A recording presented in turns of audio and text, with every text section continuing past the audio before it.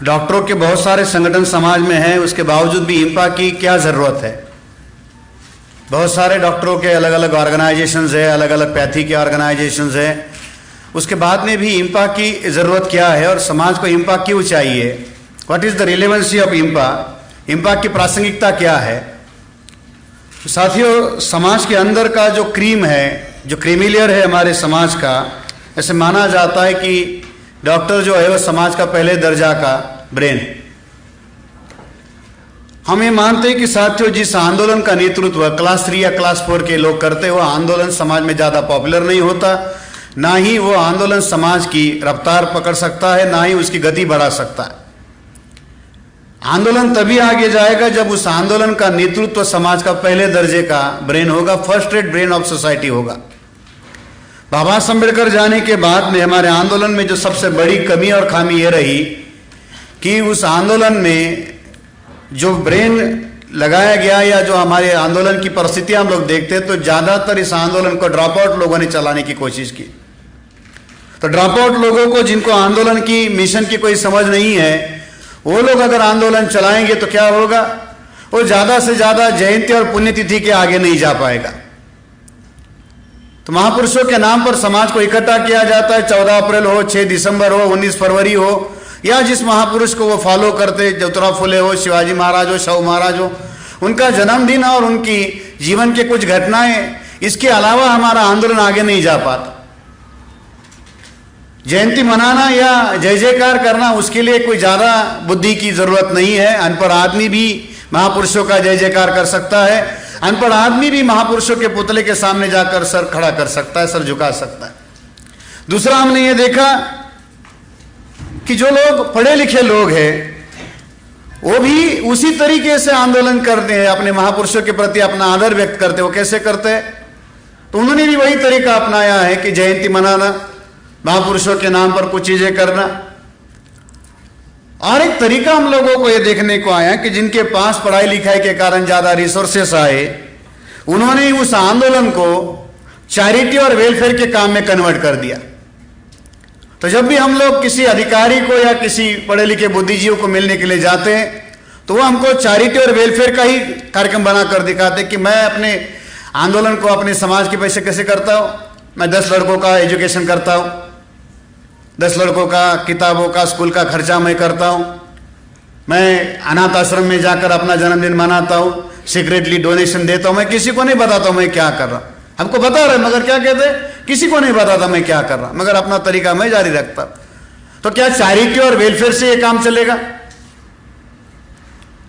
कपड़े बांटने से, किताबें बांटने से हमारा आंदोलन कामयाब हो जाएगा? या किसी को आप थोड़ा बहुत नौकरी कर दोगे या किसी की थोड़ी बहुत पारिवारिक मदद कर दोगे, इससे भी आंदोलन कामयाब हो जाएगा? अभी परसों भीमा कोरेगांव का 200वां साल हुआ, उससे 1-2 साल पहले बाबा साहब की 125वीं जयंती हुई। क्या किया कुछ लोगों ने? 125 किताबें बांटी, किसी ने 125 कैंडल जला ली, 125 टी शर्ट बांट दिए। तो ये तरीका हमारे लोग बताते हैं कि इस तरीके से भी हम लोग आंदोलन चलाएंगे। क्या ये तरीका है आंदोलन चलाने का?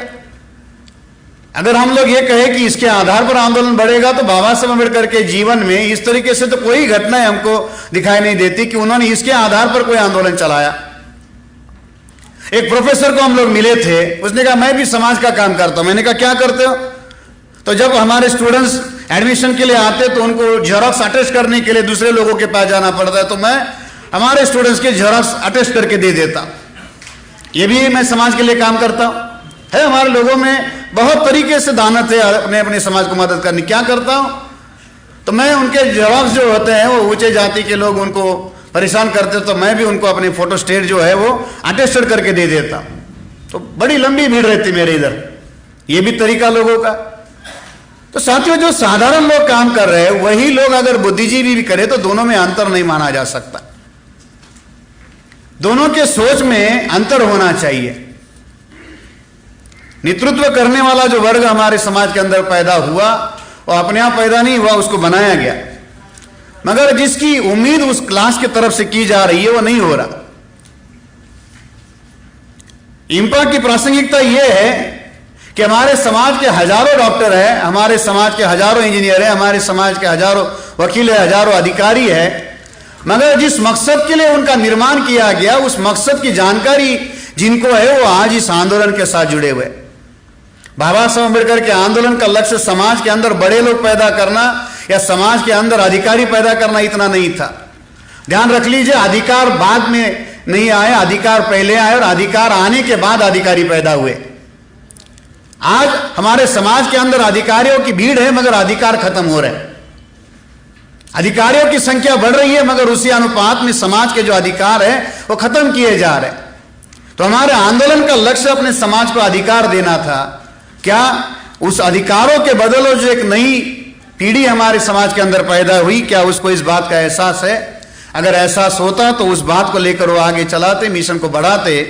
इसलिए साथियों, हम लोगों ने बानसेप के साथ साथ में इंपा का भी कार्यक्रम बनाया ताकि समाज के अंदर का जो एक क्रीमी लेयर है उस क्रीमी लेयर को जोड़ा जाए। साथियों, दुनिया में जहां कहीं भी परिवर्तन हुआ वो परिवर्तन क्रीमी लेयर के क्लास से ही हुआ। नॉन क्रीमी लेयर से कोई परिवर्तन पैदा नहीं होता, ना ही उससे कोई आंदोलन पैदा होगा। ये तो ब्राह्मणों ने हमारे लोगों को मंडल कमीशन में अधिकार वंचित करने के लिए एक खास शब्द बनाया, नॉन क्रीमी लेयर। वो कहते हैं कि शूद्रों के अंदर, बैकवर्ड लोगों के अंदर क्रीमी लेयर क्लास है। अगर शूद्रों के अंदर, पिछड़ों के अंदर क्रीमी लेयर होता तो गुलाम क्यों रहते? गुलाम है, इसी का सबूत है कि उनके अंदर क्रीमी लेयर नहीं है। मगर शब्दों का एक तंत्र होता है साथियों, और लोकतंत्र की एक खासियत है कि लोकतंत्र शब्दों पर चलता है। जिसको शब्द चलाने आते हैं वो लोकतंत्र में राज करता है। अंग्रेज बड़े अजीब थे, उन्होंने बहुत बेहतरीन शब्द बनाए साथियों। मराठी में जिसको हम ताक कहते हैं, छाछ कहते हैं, उसको अंग्रेजी में अंग्रेजों ने बहुत बेहतरीन नाम दिया। ताकाला इंग्रजीमध्ये काय म्हणतात? Butter milk. ना उसमें बटर है ना उसमें मिल्क है, फिर भी उसको क्या कहते हैं? बटर मिल्क कहते। बढ़िया शब्द बना दिया, बटर मिल्क। अगर हम लोग बटर मिल्क को क्रीम मानकर समझे तो उसमें क्या है? मगर लोकतंत्र की एक खासियत है कि उसमें शब्दों का राज होता है। हमारे समाज के अंदर बहुत ज्यादा क्रीमी लेयर है, मगर ये क्रीमी लेयर सोसाइटी से अलाइनेट हो चुका है मगर वो क्या है? अपने सोसाइटी से अलाइनेट हो चुका है। और जिस समाज के अंदर पैदा हुआ उस समाज के साथ में अपना कोई रिश्ता, अपनी कोई पहचान बनाना नहीं चाहता। वो अपनी पहचान डॉक्टर के नाम पर, इंजीनियर के नाम पर, प्रोफेसर के नाम पर, अधिकारी के नाम पर रखना चाहता है। मैं एससी हूं, मैं एसटी हूं, मैं ओबीसी हूं, मैं इस फला फला जाति का हूं, मैं इस समाज का हूं। इसके बारे में वो अपनी पहचान बनाना नहीं चाहता। वो अपनी पहचान अपने प्रोफेशन के साथ जोड़ना चाहता है, अपने समाज के साथ नहीं। समस्या क्या है? जो हमारे समाज का जो क्रीमी लेयर है वो अपनी पहचान अपने प्रोफेशन के साथ जोड़ता है, अपनी सोसाइटी के साथ नहीं। तो उसके अंदर बी कॉम्प्लेक्स पैदा हो जाता है, ब्राह्मण कॉम्प्लेक्स पैदा होता है, बहुजन कॉम्प्लेक्स पैदा नहीं होता। उसके अंदर बी कॉम्प्लेक्स पैदा हो जाता है और बी कॉम्प्लेक्स जो है ये बहुजन कॉम्प्लेक्स नहीं पैदा होता कि मैं 85% से हूं। उसके अंदर जो है वो बी कॉम्प्लेक्स पैदा हो जाता है। वो अपने आप को ब्राह्मण मानकर चलता है। ब्राह्मण मानने में कोई दिक्कत नहीं है, आप एजुकेशन से उस एलीट क्लास में गए हो, मगर उसके बावजूद भी तो आप तो है ही बहुजन हो ना। तो वो अपने आप को अपने प्रोफेशन के साथ जोड़ता है। अगर वो सोसाइटी के साथ में अगर जोड़कर चले तो साथियों सोसाइटी की एसेट है। आपकी डिग्रियां आपके सोसाइटी की एसेट नहीं हो सकती। आपका एजुकेशन आपके सोसाइटी का एसेट नहीं हो सकता। ज्योतिराव फुले की कौन सी डिग्री थी? कबीर जी की कौन सी डिग्री थी? मगर फिर भी वो हमारी एसेट है। ज्योतिराव फुले 7वीं पास थे, कबीर तो अनपढ़ थे, फिर भी हमारी सोसाइटी की एसेट है। आज हमारे समाज में लंबी चौड़ी लिस्ट बनी हुई है। कुछ लोग तो इतने पढ़े कि विजिटिंग कार्ड पर अगर उनकी डिग्रियां लिखो तो विजिटिंग कार्ड कम पड़ जाए, मगर उनकी डिग्रियां हमारे सोसाइटी की एसेट नहीं है। क्यों? बाबा साहब अम्बेडकर की डिग्रियां हम लोग बार बार क्यों गिनाते? क्योंकि उनकी डिग्रियां हमारी एसेट नहीं थी। अगर वो पढ़ लिख कर आते और हमारे समाज का कोई आंदोलन नहीं चलाते तो क्या होता? आज कोलंबिया यूनिवर्सिटी से नहीं, दुनिया के सैकड़ों यूनिवर्सिटी से हमारे लोग जो है डॉक्टरेट होते हैं। आज की स्थिति में साथियों भारत में 650 से ज्यादा यूनिवर्सिटियां है, 650 प्लस यूनिवर्सिटीज है, और हर साल यूनिवर्सिटी कम से कम अपने फैकल्टीज के अंदर मिनिमम 100 से ज्यादा लोगों को डॉक्टरेट अलॉट करती है। हर साल कम से कम 100 से ज्यादा यूनिवर्सिटीज के अंदर जो है डॉक्टरेट अलॉट होती है। इसका मतलब हर साल इस देश के अंदर कम से कम 50,000 से प्लस डॉक्टरेट नए तैयार होते। तो कोई डॉक्टरेट की कमी हमारे समाज में है नहीं है। आपकी डिग्रियां सोसाइटी की एसेट नहीं हो सकती। आपकी डिग्रियां तभी सोसाइटी की एसेट हो सकती है जब आप उस बुद्धि का उपयोग समाज के उत्थान और उद्धार के लिए कर सकते हो, तभी माना जा सकता है कि आपकी बुद्धि सोसाइटी की एसेट है। 1916 को साथियों बाबा साहब अम्बेडकर डॉक्टरेट करके भारत में आए। उससे पहले हमारे समाज का कोई डॉक्टरेट नहीं था, कोई ग्रेजुएट भारत से बाहर नहीं गया था। जून 1913 को बाबा साहब अम्बेडकर कोलंबिया में पढ़ने के लिए गए। बड़ौदा संस्थान से उनका एग्रीमेंट हुआ और बड़ौदा संस्थान ने बाबा साहब अम्बेडकर को कुछ स्कॉलरशिप जो है फेलोशिप के तौर पर दी, और वो हम इसको स्कॉलरशिप भी नहीं कह सकते, एक सर्विस का बॉन्ड किया गया था।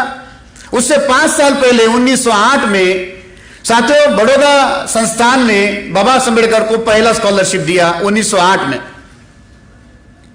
वो 1908 को जो स्कॉलरशिप बाबा साहब अम्बेडकर को मिला, हमारे समाज के पहले एक शेड्यूल कास्ट के स्टूडेंट को एक स्कॉलरशिप बड़ौदा के राजा ने दिया। उस एक स्कॉलरशिप ने साथियों इतना बड़ा चमत्कार किया। कितना स्कॉलरशिप मिलता बाबा साहब अम्बेडकर को, किसी को जानकारी? 1908 में, आज से 110 साल पहले, बड़ौदा के राजा सयाजीराव गायकवाड़ ने बाबा साहब को केवल 25 रुपए का स्कॉलरशिप दिया था। कितना स्कॉलरशिप था? केवल 25 रुपए। वो 25 रुपीज का स्कॉलरशिप बाबा साहब अम्बेडकर को सयाजीराव गायकवाड़ ने दिया। बाबा साहब अम्बेडकर मैट्रिक पास हुए थे, फिर ग्रेजुएट हुए। उस समय जब बाबा साहब अम्बेडकर कोलंबिया पढ़ने के लिए गए, उस समय भी दोबारा उनको एक एग्रीमेंट करके एक सर्विस बॉन्ड के तौर पर एक स्कॉलरशिप दिया गया। 230 पाउंड जो है साल के लिए बाबा साहब अम्बेडकर को सैंक्शन किए गए बड़ौदा संस्थान की तरफ से, 230 पाउंड ओनली। और वो 230 रुपए का मतलब 230 पाउंड का इन्वेस्टमेंट सयाजीराव गायकवाड़ ने बाबा साहब अम्बेडकर के ऊपर किया। और उस इतनी छोटी सी रकम के ऊपर बाबा साहब अम्बेडकर कोलंबिया पढ़ने के लिए गए और डॉक्टरेट होकर बाबा साहब अम्बेडकर भारत में आए। एक स्कॉलरशिप ने साथियों भारत का नक्शा बदल दिया। एक स्कॉलरशिप ने आज government of India SC ST OBC के स्टूडेंट्स को हजारों करोड़ का स्कॉलरशिप दे रही है। क्या हो रहा है? हजारों करोड़ का स्कॉलरशिप ले रहे हैं हम लोग, आगे भी लेंगे। 1916 को बाबा साहब अम्बेडकर जब भारत में आए तो उन्होंने अपने जीवन का एक मकसद बनाया, और वो मकसद था कि जिस शोषित और शासित समाज में मेरा जन्म हुआ, उस समाज की गुलामी को खत्म करने के लिए मैं आजीवन कार्य करूंगा, और अगर इस कार्य में मैं विफल हो गया अपने आप को गोली मार लूंगा। और 40 साल तक बाबा साहब अम्बेडकर इस आंदोलन को चलाते रहे। तब माना गया, हम ये कहते कि उस आंदोलन से इतनी बड़ी क्रांति पैदा हुई। अगर एक डॉक्टर समाज को नेतृत्व कर दे तो इतनी बड़ी क्रांति होती है। तो आज हमारे समाज के पास डॉक्टरों की कोई कमी है? नहीं है। मगर बाबा साहब अम्बेडकर की बुद्धि जो सोसाइटी के लिए इन्वेस्ट हुई, उस सोसाइटी के लिए उन्होंने आजीवन उस काम के ऊपर अपना साधन लगाया। अगर उसी अनुपात में हमारे जो बुद्धिजीवी है वो अगर अपनी बुद्धि समाज के अंदर लगाए तो क्या होगा? 1000 गुना ज्यादा बेहतरीन व्यवस्था हम लोग बना सकते। अगर हमने देखा कि ये जो हमारे समाज का क्रीमिलियर है वो केवल डॉक्टरों तक सीमित नहीं, ये बात इंजीनियर लोगों को लागू है, ये बात वकीलों को लागू है, ये बात हमारे सोसाइटी के प्रोफेसर लोगों को लागू है। वो सोसाइटी से अलाइनेट हो चुका है, और अगर वो सोसाइटी से अलाइनेट होगा उससे क्या होगा? साथियों, हमने देखा कि जब हमारे समाज का पढ़ा लिखा तबका तैयार हुआ, जो भी हाईली क्वालिफाइड क्लास हमारे समाज में पैदा हुआ, एक तो वो सर्विसेज में गया या तो प्रोफेशन में गया। जो भी क्रिमिनल क्लास है हमारा आज कहां पर है? एक तो सर्विसेज में है या तो प्रोफेशन में है। उसका सबसे पहला परिणाम हमारे सोसाइटी पर क्या हुआ? ये जो नया बना हुआ जो क्रिमिनल क्लास सोसाइटी का था, एक तो सर्विसेज में गया, IAS हुआ, IPS हुआ, PCS हुआ, या कोई बेहतरीन प्रोफेशन में चला गया। उसका पहला परिणाम हमारे सोसाइटी पर हुआ, हमारी सोसाइटी लीडरलेस हो गई। पहले दर्जे का ब्रेन एक तो नौकरी कर रहा है या तो प्रैक्टिस में लगा हुआ है। तो ये जो 85% का जो हमारा क्लास है वो लीडरलेस हो गया। जो मास है ये लीडरलेस हो गया, और यहां से जो सर्विसेज में और प्रोफेशन में चला गया, चाहे डिपार्टमेंट के अंदर है या तो प्रैक्टिस कर रहा है, वहां पर वो मासलेस हो गया। डिपार्टमेंट के अंदर क्या है, वो रूटलेस है। SC/ST का अधिकारी है तो डिपार्टमेंट के अंदर कितना है, वो 2 है 4 है, तो डिपार्टमेंट के अंदर वो रूटलेस है। प्रैक्टिस कर रहा है तो भी अकेला है। तो ये जो क्लास है, ये लीडर है, वो प्रोफेशन में जाकर क्या हो गया, मासलेस हो गया। आज परिस्थिति क्या है, लीडरलेस मास है और मासलेस लीडर है। सोसाइटी के अंदर एक लीडरशिप का वैक्यूम पैदा हो गया। तो दुश्मनों ने प्लान बनाकर, पिछले 70 सालों में प्लान बनाकर इस वैक्यूम को फुलफिल कर दिया और हमारे समाज के अंदर एक प्रोजेक्टेड और स्पॉन्सर लीडरशिप पैदा कर दी। आज हमारे समाज के अंदर क्या है, एक प्रोजेक्टेड और स्पॉन्सर लीडरशिप है। MLA बना दिया, MP बना दिया, MLC बना दिया, राज्यसभा पर ले लिया, और वो जो प्रोजेक्टर और स्पॉन्सर लीडरशिप है आज हमारे समाज का नेतृत्व कर रही है। हम देखते हैं अभी जगह पर, सभी जगह पर हमको यही मिलता है। और जो प्रोजेक्टर और स्पॉन्सर लीडरशिप है ड्रॉप आउट लोगों की है, ये ड्रॉप आउट लोगों के पीछे हमारे समाज का क्रिमिनल क्लास जो है ट्रांसफर, पोस्टिंग, प्रमोशन के लिए लगा हुआ है, या तो उस अनपढ़ आदमी को अपने हॉस्पिटल के उद्घाटन के लिए बुला रहा है। यही हो रहा, उस ड्रॉप आउट आदमी को बुला रहा है, उसके हाथों से करवा रहा है, क्यों, उससे कुछ मिल जाएगा। तो ब्राह्मणों ने हमारे समाज के गधे लोगों को नेता बना दिया और हमारे समाज के क्रिमिनल को एंगेज कर दिया। अगर आपका समाज का पहले दर्जे का जो ब्रेन है वही अगर आंदोलन में नहीं है तो क्या होगा। आप जानते हैं नीट का मामला केवल डॉक्टर बनने तक सीमित नहीं है। अगर वो केवल डॉक्टर बनने तक सीमित होता तो उसका कभी इतना विरोध नहीं किया जाता।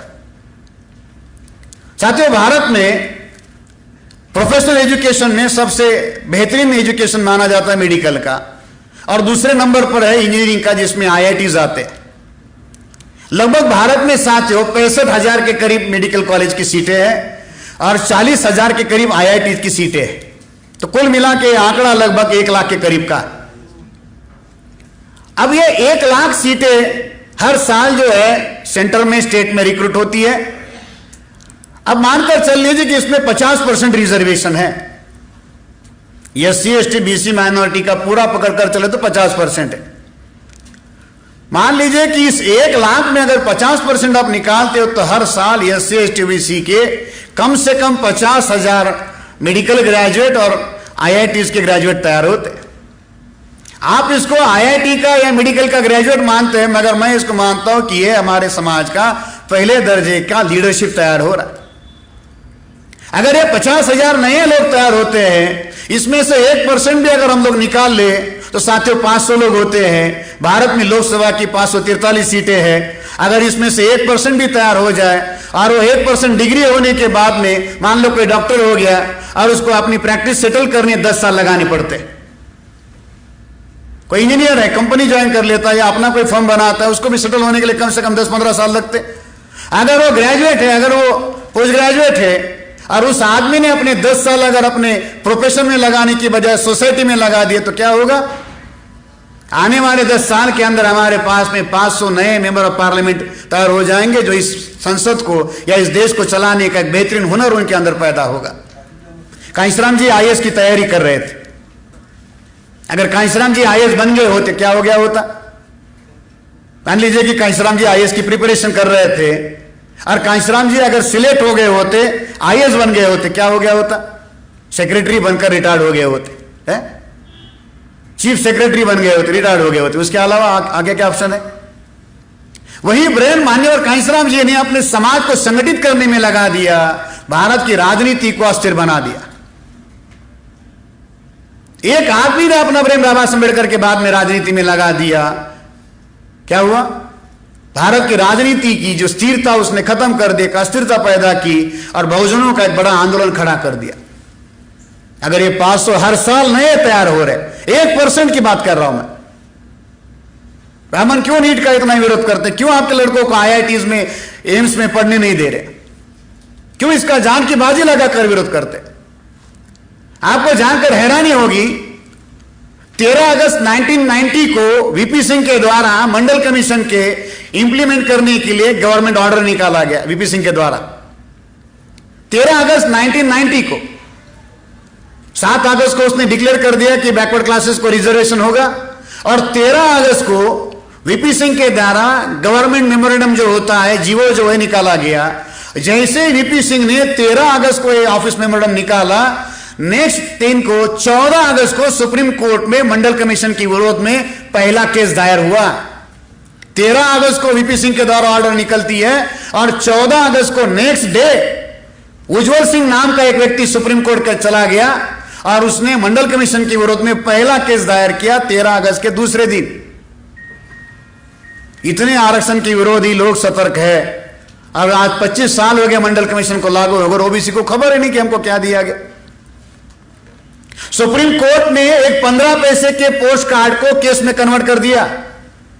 52% ओबीसी का मंडल कमीशन का आंदोलन को खत्म करने के लिए, उसके रिजर्वेशन को खत्म करने के लिए एक 15 पैसे के पोस्ट कार्ड को सुप्रीम कोर्ट ने केस में कन्वर्ट कर दिया और 52% लोगों के भविष्य को अंधेरे में डाल दिया। ओबीसी को अपना पहला आईएएस देखने के लिए 44 साल लगे आजादी के बाद। साउथ इंडिया से राजशेखर चेरी नाम का पहला आईएएस ओबीसी का मंडल कमीशन की रिपोर्ट लागू होने के 44 साल बाद हुआ। 44 साल लगे ओबीसी को अपना आईएएस देखने के लिए, आजादी के 44 साल बाद। वो जानते हैं कि इससे क्रिमिनल पैदा होता है, समाज का पहले दर्जे का ब्रेन तैयार होता है। हमारे लिए केवल डॉक्टर है, हमारे लिए केवल इंजीनियर है, अगर बात उतनी होती तो उसका विरोध नहीं होता। ध्यान रख लीजिए, मालिक के लिए सबऑर्डिनेट कोई समस्या नहीं होता। मालिक के लिए दूसरा मालिक समस्या होता है, उसका सबऑर्डिनेट कभी समस्या नहीं होता। अगर आप गुलाम बनकर उनकी व्यवस्था के अंदर काम करना चाहते हो, वो आपको अव्वल दर्जे का, बेहतरीन दर्जे का गुलाम बना सकते।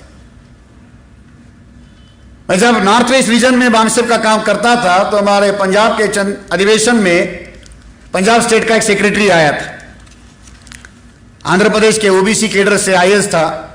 अधिवेशन में मेरी बात सुनने के बाद में उसने सेक्रेटरीट में हम लोगों को बुलाया, हम लोग मिले और वहां पर चर्चा करते समय उस सेक्रेटरी ने मुझे कहा कि सर, आप जानते हैं कि आईएएस का मतलब क्या होता है?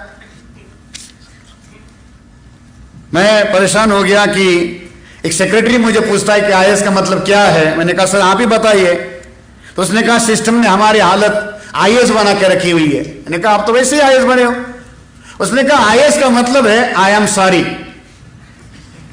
उसने एक नया लफ्ज़ मुझे बताया, आईएएस का मतलब क्या है? I am sorry. मेरे अपने समाज का कोई आदमी जब मेरे पास काम लेकर आता है तो मैं उसको इतना ही कहता कि मैं तेरे दर्द से सहमत हूं, मगर मैं तेरे लिए कुछ नहीं कर सकता, आई एम सॉरी। है वहां जाने वाले लोगों की भी यही हालत है। अब जब आईएएस आईपीएस आदमी कहता है हमारे ऊपर अन्याय अत्याचार होता है तो साधारण लोगों की क्या परिस्थिति होगी? इसलिए सिस्टम के अंदर साथियों, अगर हम लोग अपना विकल्प ढूंढने की कोशिश करेंगे नहीं हो पाएगा। आज हमारे पास गवर्निंग क्वालिटी है, आज हमारे पास गवर्निंग मेरिट है। सवाल है कि फिर हमारा गवर्नमेंट क्यों नहीं है? आज भारत का 2/3 एडमिनिस्ट्रेशन बैकवर्ड लोग चला रहे हैं, पंचायत से लेकर सेक्रेटरीट तक 2/3 एडमिनिस्ट्रेशन जो है हमारे मूल निवासी लोग चला रहे हैं। गवर्निंग क्वालिटी है, गवर्निंग मेरिट भी है। हम आईएएस बन रहे हैं, हम आईपीएस बन रहे हैं, हम डॉक्टर बन रहे हैं, इंजीनियर बन रहे हैं। बेहतरीन दर्जे का जो प्रोफेशनल एजुकेशन है उसमें हम लोग जा रहे हैं, मेरिट से जा रहे हैं। गवर्निंग क्वालिटी है, गवर्निंग मेरिट भी है, इसके बावजूद भी हमारी सरकारें नहीं बन पा रही। क्यों साथियों? केवल गवर्निंग क्वालिटी और गवर्निंग मेरिट से बात नहीं बनती, गवर्निंग स्पिरिट भी होना चाहिए। अगर आपके पास गवर्निंग स्पिरिट नहीं है, आपका मेरिट सर्विस में कन्वर्ट हो जाएगा, आपकी क्वालिटी बेहतरीन सर्विस प्रोवाइड करने वाले लोगों में कन्वर्ट कर दी जाएगी। तो बाबा साहब अम्बेडकर तो कहते हैं कि आपको रूलिंग क्लास बनना है। तो रूलिंग क्लास बनने का मतलब क्या है? आपको इस देश का हुक्मरान होना है। क्यों होना है? किस लिए होना है? आपको इस देश की गुलामी को खत्म करना। यही उम्मीद उन्होंने हमारे समाज के इंटेलेक्चुअल क्लास से रखी थी। अगर यह क्लास इस आंदोलन को नेतृत्व दे जाता है तो कई गुना बेहतरीन विकल्प साथ हम लोग खड़े कर सकते हैं। आज इस आंदोलन के सबसे पहले नंबर की कमी नेतृत्व की कमी है। ये डॉक्टर्स, ये इंजीनियर्स, ये लॉयर्स इस कमी को पूरा कर सकते। आंदोलन करने के लिए संघर्ष करना होगा, संघर्ष करने के लिए शक्ति चाहिए। समाज के पास शक्ति है। मगर साथियों ध्यान रख लीजिए कि जिस समाज का ब्रेन कोमा में हो उसके हाथ पांव होकर काम नहीं करते। Action without vision is just time pass and vision without action is just dream. हमारे समाज की यही परिस्थिति है। एक्शन विदाउट विजन है। संविधान जला दिया तो हमारे लोग भी सड़क पर आकर मनुस्मृति जलाने का काम कर रहे हैं या किसी का विरोध करने का काम कर रहे हैं। हम लोग प्रोटेस्ट करने में माहिर हो चुके, बंद पुकार लेते, सड़कें जाम कर देते, बसें जला देते, गाड़ियां जला देते। ये प्रोटेस्ट करने का काम हो गया। सिस्टम को काउंटर करने वाला प्लान हमारे पास में है क्या? वो काम हमारे समाज का अनपढ़ आदमी नहीं कर सकता। ये काम हमारे समाज का अनपढ़ आदमी काम नहीं कर सकता। ये काम हमारे समाज के बुद्धिजीवी को करना होगा। उसी उम्मीद के साथ में साथियों ये इंपा बनाई गई कि ये जो क्रिमिनल क्लास है ये क्लास इस बात को लीड करे। इसको आंदोलन में जाकर कोई मोर्चा करने की जरूरत नहीं, कोई जिंदाबाद मुर्दाबाद करने की जरूरत नहीं है। इसको तो इस सारे आंदोलन को चलाने का प्लान बनाकर उसको एग्जीक्यूट करने का काम करना है। अगर वो करता है तो बहुत कुछ चीजें हो सकती। साथियों मिशन को पूरा करने के लिए दो और चीजों की जरूरत होती है, मशीनरी और मिशनरी। जिस मिशन को आप पूरा करना चाहते हो उस मिशन को पूरा करने के लिए मशीनरी और मिशनरी दोनों की जरूरत है। अनपढ़ आदमी मशीनरी बना नहीं सकता, अनपढ़ आदमी मशीनरी बना नहीं सकता। अनपढ़ आदमी मशीनरी में काम कर सकता है। और मिशनरी होने के लिए ये कोई कंडीशन नहीं है कि वो आदमी पढ़ा लिखा हो या अनपढ़ हो, उसके अंदर एक मिशन की भावना पैदा हो तो हो सकता है। इंपा के माध्यम से हम एक ऑल इंडिया की मशीनरी और मिशनरी तैयार करने के काम में लगे हुए और हजारों की संख्या में देश भर में लोग काम कर रहे हैं। लोग ये कहते हैं कि डॉक्टर समय नहीं दे सकता। हमने सबसे पहले इस बात को मानने से इनकार कर दिया और समाज के अंदर ऐसे डॉक्टर पैदा किए कि जो समाज के लिए समय दे और समाज के लिए समय इन्वेस्ट करे। लोग हमसे परेशान है कि आप डॉक्टरों को कैसे बुला लेते हो, कैसे आपके कार्यक्रम में डॉक्टर आते, अपना सारा समय निकाल कर आते। कि हमने डॉक्टरों के अंदर वो एक जिद पैदा की, अपने समाज के प्रति उनके अंदर भावना पैदा कर दी, तो उस मिशन से वो इस आंदोलन में है। अब हमारे सामने समय की कमी है, इसलिए साथियों हमारे पास में एक ही विकल्प है कि अगर हम लोग इस परिस्थिति को रोकना चाहते हैं, क्योंकि हालात बहुत ज्यादा विपरीत है। दुश्मन हर तरीके से हमारे लोगों के विरोध में हर संभव कोशिश करके गुलाम बनाने के काम में लगे हुए हैं। मैं केवल दो ही घटना बनाता हूं कि आजाद भारत में हमारे आपके साथ में क्या हाल हो चुके हैं। मई महीने में नागपुर में एक केस नागपुर के पुलिस स्टेशन में रजिस्टर हुआ। एक एफआईआर दो लोगों के विरोध में दायर हुआ। एक कुनबी आदमी था और एक मुस्लिम आदमी था। दोनों के ऊपर एक एफआईआर दायर हुआ और उन्होंने कौन सा बड़ा गुनाह किया था? तो भारत में एक एनजीओ चलता है पीपल्स फॉर एनिमल नाम का, उसका एक पदाधिकारी नागपुर में एक चौराहे पर अपने किसी दोस्त के साथ घूम रहा था, तो उसकी नजर सामने चलने वाली बैलबंडी पर गिरी। मराठी में जिसको बैलगाड़ी कहते, विदर्भा में उसको बैलबंडी बोलते। तो उस समय नागपुर में 45 डिग्री का टेम्परेचर चल रहा था और उस 45 डिग्री टेम्परेचर में वो बैलगाड़ी अपने मालिक के साथ में चल रही थी। उसने वहीं से पुलिस को कॉल किया, पुलिस वैन को बुलाया और कहा कि इसके मालिक पर एफआईआर दायर करो। उसने फला फला कानून बताया, एक्ट बताया, उसके आधार पर वो एफआईआर दायर हुआ। एक कानून बनाया गया है कि जानवरों से, खासतौर पर जो मेहनत करने वाले जो जानवर है, उस जानवर से 37 डिग्री के ऊपर वाले टेम्परेचर में आप उससे काम ले नहीं सकते। डॉक्टर साहब एक कानून है कि 37 डिग्री के ऊपर से ज्यादा अगर टेम्परेचर हो तो उस जानवर से, बैल से काम नहीं लिया जा सकता। उस समय नागपुर में 45 डिग्री टेम्परेचर था, उसका वायोलेशन हुआ उस एक्ट का। उस जानवर को छोड़ा गया गाड़ी के काम से और उनके मालिकों के ऊपर एफआईआर दायर हुआ। अब उस बैल को 37 डिग्री के ऊपर काम करने से कानून रोकता है। मुझे जब ये एफआईआर की जानकारी मिली तो मैंने हमारे कुछ कार्यकर्ताओं को उधर भेजा और जिस आदमी ने ये केस दायर किया उसको पूछा कि जैसे बैल 37 डिग्री के ऊपर काम नहीं कर सकता, क्यों? बैल जानवर है तो इंसान भी तो जानवर है, वो भी उसी समय 37 डिग्री के ऊपर काम कर रहा है, तो आपका यह कानून उस जानवर की तरह उस इंसान को सुरक्षा क्यों नहीं देता? तो बैल के लिए व्यवस्था है। अभी महाराष्ट्र शासन ने और एक कानून बनाया, अगर आपने सांप को मारा नाक को मारा और आप पकड़े गए तो आपको 7 साल की सजा। मध्य प्रदेश भोपाल में एक शेड्यूल कास्ट का वकील, चमार जाति का वकील, उसके घर में सांप निकला तो जो आम लोग करते अपने परिवार की रक्षा करने के लिए उसने उस सांप को मारा, और मारने के बाद में जब उसको फेंकने के लिए बाहर आया तो आजू बाजू में रहने वाले ऊंचे जाति के लोगों ने उसको देखा, उनके पूरे बदन में आग लग गई कि एक चमार की हिम्मत कैसे हुई कि उसने हमारे सर्प देवता को, नाग देवता को मारा। वही कोर्ट बुलाया गया, वही एफआईआर दायर किया गया, वही उसकी इंक्वायरी हुई और वही उसकी सजा भी सुनाई गई। जो उसने नाग के साथ में किया, सांप के साथ में किया, वही उसके साथ हम लोग करेंगे। और उसी जगह पर उस ग्रेजुएट चमार वकील को पत्थरों से मार दिया गया। हजारों ऐसे एग्जाम्पल आपको बताए जा सकते। अनीता सुसाइड कर रही है, रोहित वेमुला सुसाइड कर रहा है। 314 ओबीसी के लड़के यूपीएससी पास आउट होते 2015 में, आज 3 साल हो गए, उसमें से 120 लड़कों को डीओपीटी ट्रेनिंग पूरा होने के बाद में भी पोस्टिंग नहीं दे रही। तो ये हो रहा। हर 6 महीने के बाद में संविधान के अंदर संशोधन किया जा रहा है आपके अधिकारों को कम करने के लिए। बहुत सारी ऐसी बातें हमारे समाज के विरोध में हो रही है, हमारे इंटेलेक्चुअल क्लास को इसकी कोई खबर ही नहीं है।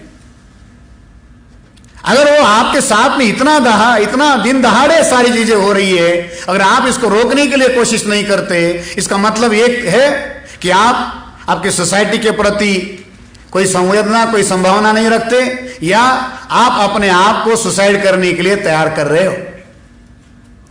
साथियों, ध्यान रख लीजिए कि जैसे आजादी की कीमत चुकानी पड़ती है, ऐसा नहीं कि गुलामी डिस्काउंट में मिलती है या गुलामी में कोई डिस्काउंट होता है। आजादी की कीमत चुकाना ना चुकाना यह आपकी मर्जी के ऊपर निर्भर है, मगर गुलामी आपके ऊपर 100% कीमत चुकाने के लिए थोपी जाती। गुलामी का कोई विकल्प नहीं है। आज हमारे घरों में बच्चे पैदा नहीं हो रहे, आज हमारे घरों में गुलाम पैदा हो रहे, मजदूर पैदा हो रहे। आपकी हेल्थ पॉलिसी, आपकी इकोनॉमिक पॉलिसी उसके सारे अधिकार छीन रही है। इसलिए हमारे सामने समय की कमी है, और इस कम समय में अगर साथियों आपको पूरा करना है तो इसके लिए आपको मास लेवल पर एजिटेशन करने की जरूरत है। और उस मास एजिटेशन के लिए साथियों हमारे पास राष्ट्रीय स्तर का संगठन होना चाहिए। दुश्मनों के जितने सारे ऑर्गेनाइजेशन है वो नेशन वाइड है। ब्राह्मण अपने आप में एक इंस्टीट्यूट है, ब्राह्मण अपने आप में एक ऑर्गेनाइजेशन है, और वो हर तरीके से हर जगह पर शामिल है। हमारे पास में भी साधन है, हमारे पास में भी संसाधन है, मगर वो ऑर्गेनाइज वे में सोसाइटी के लिए काम नहीं कर रहे। तो इंपा की तरफ से हमने ये कोशिश की, क्योंकि बहुजन एक कॉमन अपील है, 6000 जाति को जोड़ने का अपील है, पूरे 85% लोगों को काम करने के लिए अपील है। तो कॉमन नाम पर हमारा इंटेलेक्चुअल क्लास शामिल नहीं हो सकता, तो उसको उसके नाम से बुलाया जाए कि भाई आप डॉक्टर हो तो कम से कम उस नाम पर हमारे साथ जुड़ो। इंपा ने ये कोशिश की कि हम देश भर के डॉक्टरों को जगाएंगे, जोड़ेंगे, और जोड़कर उनके पास जो साधन संसाधन है इस आंदोलन के लिए लगाएंगे। अगर साथियों हमारे सोसाइटी का 1% भी डॉक्टर इस बात को मान ले और वो अपने प्रतिनिधि के तौर पर अगर अपना समय समाज के लिए लगाए, ये 2-4 डॉक्टर लोग ये इस हॉल में बैठे हुए हैं, इन लोगों ने समय लगाया, देश भर का संगठन खड़ा हुआ मात्र 6 साल में। 10-12 डॉक्टरों ने अपने आप का समय निकाल लिया। बिजी होना कोई बड़ी बात नहीं होती, चीटी भी 12 महीने बिजी होती है। बिजी होना कोई बड़ी बात नहीं है। हमारे लोग अपने आप को बेवजह बिजी मान लेते, चीटी भी बिजी होती है। बिजी होना यह कोई बड़ी बात नहीं है। उस आदमी की समय की तब कीमत है जब उस आदमी का समय समाज के साथ जुड़ा हो। साथियों ध्यान रख लीजिए, आपके अकेले बड़े होने से समाज का कोई भला होने वाला नहीं है। कबीर महाराज एक जगह पर कहते, बड़ा हुआ तो क्या हुआ, बड़ा पेड़ खजूर। कबीर महाराज कहते, बड़ा हुआ तो क्या हुआ, बड़ा पेड़ खजूर, ना पंथी को छाया, फल लगे अति दूर। हमारे समाज के अंदर कुछ लोग कबीर की तरह, मतलब उस खजूर के पेड़ की तरह इतने ऊंचे हैं, इतने ऊंचे कि उनकी परछाई भी अपने पांव के नीचे नहीं आती। आपके अकेले के बड़े होने का कोई मतलब नहीं। और जब दुश्मन गाली गलौज करता है तो किसी इंडिविजुअल का नाम नहीं लेता, पूरे जाति का नाम लेकर ये किया जाता। जिसके समाज की कोई इज्जत नहीं, उसकी अकेले की भी कोई इज्जत नहीं।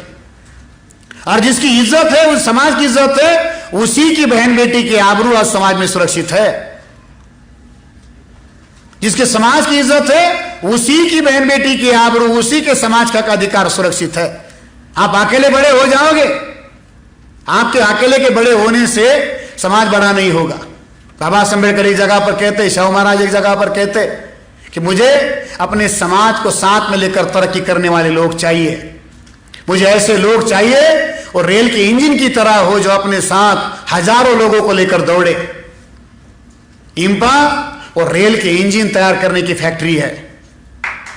इंपा और रेल के इंजन तैयार करने की फैक्ट्री है जो अपने साथ नहीं चलेगा। अपने साथ जब वो चलेगा अपने समाज को लेकर चलेगा। ऐसे लोग चाहिए। नहीं तो हमने देखे हमारे समाज के कुछ लोग रेल के इंजन बनने की बजाय गाड़ी का मडगाड़ बने हुए हैं। आपके पास टू व्हीलर होगा, आपके पास फोर व्हीलर होगा, उसमें भी मडगाड़ लगा होता है। वो मडगाड़ का काम क्या है? मालिक के ऊपर उड़ने वाला कीचड़ अपने मुंह पर ले लो। है? हमारे अपने समाज के लोग मडगाड़ बने हुए हैं, एससी एसटी बीसी के, मगर मडगाड़ बने हुए हैं। बाबा साहब कहते हैं कि आपको रेल का इंजन बनना है। ऐसे लोग समाज के अंदर पैदा करने का काम इंपा करेगी और देश भर में अपना डॉक्टरों का एक मानी स्वाभिमानी संगठन पैदा होगा। अगर ये संगठन पैदा हो गया तो हमारे पास में ऐसे लोग होंगे जो इस आंदोलन को नेतृत्व देने लायक होंगे। अगर एक डॉक्टर, एक सर्जन है, अगर उसके पास में हुनर है, फाड़ने का भी हुनर है और जोड़ने का भी हुनर है। सर्जन के पास में केवल फाड़ने का हुनर नहीं है, जोड़ने का भी हुनर है। अगर फाड़ने और जोड़ने का हुनर रखने वाले लोग अगर समाज में लग गए तो जो फटी हुई व्यवस्था है उसको जोड़ने में उसको समय नहीं लगेगा। 6000 जाति के टुकड़ों को जोड़ना है, कौन करेगा? अनपढ़ आदमी कर पाएगा? उसके लिए बेहतरीन सर्जन चाहिए। 6000 जाति में फटी हुई व्यवस्था है, उसको जोड़ना है। ये ड्रॉप आउट लोग कर सकते हैं? नहीं। और ड्रॉप आउट आदमी क्या करेगा? टुकड़े को समाज बता देगा। ड्रॉप आउट आदमी क्या करेगा? टुकड़े को समाज बता देगा और उसका नेता बनने की कोशिश करेगा। वही काम अगर सर्जन के हाथ में आ गया, पूरे 85% समाज को जोड़ेगा और उसका आंदोलन का नेतृत्व लायक बनाने के लिए अपने आप को तैयार करेगा, अपने समाज को तैयार करेगा। इंपा इस काम के लिए काम कर रही है। अगर आप खुद लायक हो गए, अपने समाज को लायक बना दिया, तो साथियों आने वाले समय में आपकी व्यवस्था होगी। आज जो फैसला आप करोगे उसके आधार पर साथियों आपका भविष्य बनने वाला है।